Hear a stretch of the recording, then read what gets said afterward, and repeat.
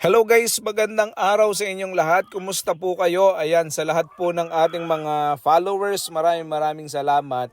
At sa lahat po ng mga nagtatanong at nagko-comment sa ating mga video, sa nagme-message po sa akin, maraming salamat. Ayan, so ngayong araw po na ito, ang makakasama nyo pa rin is ako pa rin po si Anthony, ang lagi nyo nakakakwentuhan dito sa ating mga usapang negosyo, usapang RTL Chicken. Ayan, so lahat po tayo, like I said, ay sabay-sabay na nag-aaral dito.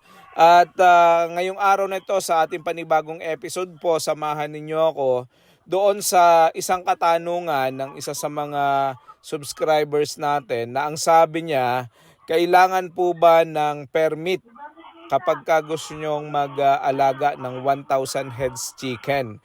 Considered pa rin ba siya na backyard poultry farming, no? So sa totoo lang po, hindi ko rin siya talaga alam, no? So ako din po ay nag-research at naghanap ng paraan kung paano natin malalaman kung talagang ilan ba ang kailangang numbers para maituring na backyard yung ating poultry. So ako po, avid fan po ako at ng ating idol na si Mang Mags po. Shout out kay Mang Mags. Maraming salamat sa kanya mga video at marami din talaga akong natututunan sa kanya. Sa kanya pong pagre-research at sa kanya pong pagsisimula nung siya ay gusto niya mag-alaga ng RTL Chicken. Ang sabi niya po sa kaniyang video, siya po ay nagpunta sa DENR para po siya ay kumuha ng compliance certificate, no? So noon pong nagpunta siya doon, nung nagsisimula siya, ay ang sabi daw po sa kanya, ang advice sa kanya ay yung mga below 5,000 heads ay considered pa na backyard farming. So RTL backyard farming pa din siya kung siya ay less than 5,000 heads, no? So sabi niya is medyo matagal na yon, baka may pagbabago sa mga guidelines at batas kung paano mag-aalaga ng mga RTL chicken. Ako naman po ay nag-try mag-research at maghanap ng mga accurate information, pero wala po ako makita apart from dun sa sinabi ni Mang Mag sa kaniyang vlog, no po. So kung kayo po ay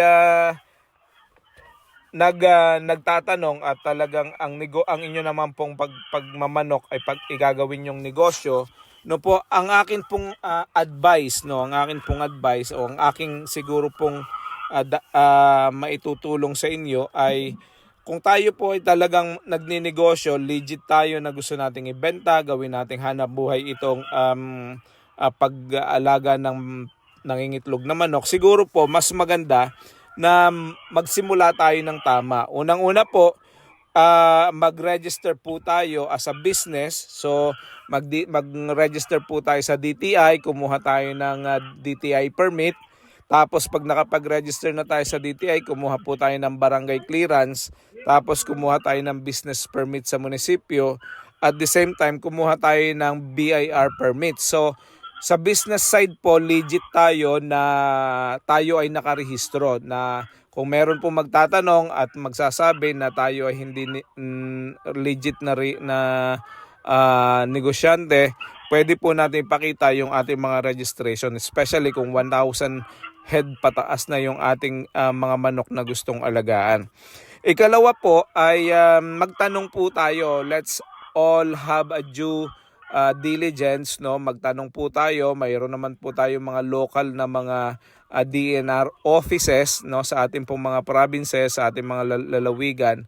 Baka sa mga lokal na pamahalaan natin, meron po tayong DNR offices.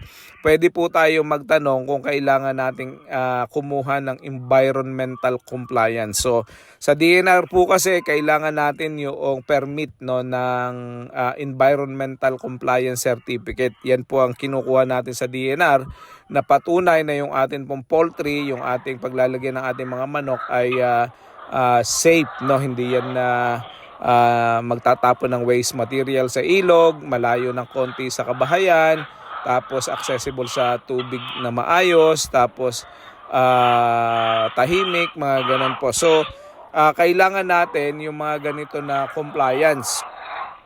Ang advice po diyan is siyempre magtanong tayo kasi sabi nga po ni Mang Mags, ang kanyang pagpunta sa DNR, ang sinabi sa kanya hindi niya kailangan ang environmental compliance kung hindi naman ito more than 5,000. So dahil siya ay more than 5,000 that time, siya po ay kumuha ng environmental compliance certificate dahil ang alam ko nung nagsimula po si Idol Mang Mags ay 10,000 heads agad yung sinimulan niya. So, yun po ang isa siguro sa mga pinakamagandang gawin natin ay mag-research po tayo ng sarili natin. Una, siyempre kung tayo po ay legit na magninegosyo, kumuha talaga tayo ng tamang permiso. No? Kumuha tayo ng business permit. Yung business permit na yun galing sa munisipyo yun. Tapos kumuha tayo ng DTI permit para tayo ay may pangalan yung ating business. Madali lang naman po yung gawin. Online lang. Pwede kayo mag-register online. Bayaran nyo online. Tapos isisend na po sa inyo yung certificate ng inyong DTI. No, tapos pagtapos po niyan ay pwede rin po kayong apply ng barangay clearance para alam ng barangay ang inyong mga yung inyong mga business diyan. Ikatlo, kumuha din po kayo ng BIR permit para na sa ganon makapagbayad din po tayo ng tax, no, kung tayo ay kumikita sa negosyo. Kasi as a responsible citizen, yan po yung dapat nating ginagawa. So yun, when it comes to the permit po, like I said kanina, mag-DTI consult kayo, DNR consultation. Punta kayo sa DNR office, tapos alamin din nyo po yung mga local ordinances kasi base po sa aking pagre-research, iba-ibang barangay, iba-ibang municipalities, meron po silang sarili nilang guidelines kung paano mag-aalaga ng mga backyard farms, ng mga backyard, kung paano maglalagay ng mga backyard farms at ano yung allowable, ano yung permitted na kanilang ordinance sa pag-aalaga ng backyard piggery at poultry.